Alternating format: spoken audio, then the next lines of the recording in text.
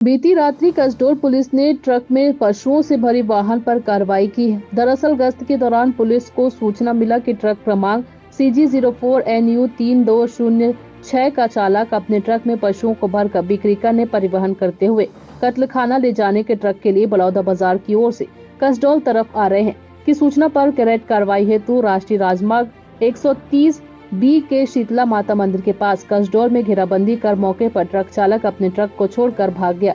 Truck को check करने पर ट्रक के अंदर 45 नग मवेशी मौजूद थे, जिसमें 2 मवेशी मृत अवस्था में पाए गए। पुलिस ने जांच में बिना चारा पानी के पशु के प्रति क्रूरता पूर्वक व्यवहार करना पाया, जिसमें पुलिस ने पशुओं का PM विकासखंड चिकित्सा अधिकारी पशु चिकित्सालय कसडोल से कराया गया।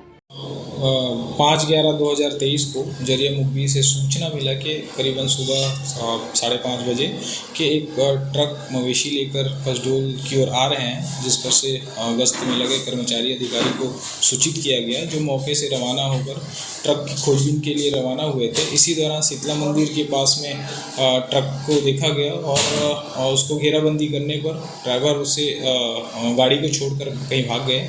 उसको चेक करने पर 38 नग मवेशी मिले, जिस पर से थाना कसडोल में पशु परिरक्षण अधिनियम 2004 और पशु पीड़िता अधिनियम 2004 के तहत अपराध पंजीबद्ध कर विवेचना में लिया गया है। सर, कितने मवेशियों की 2 मवेशी को उसमें मौत हो गई है, बाकी मवेशी सही सलामत है।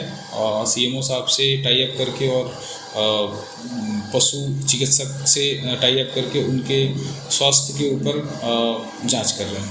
वाहन के नंबर से जानकारी मिल पाया है कि ये रायपुर पासिंग नंबर है और RTO से तहरीर भेजकर इसके संबंध में और विस्तृत जानकारी लेकर कार्रवाई की जाएगी।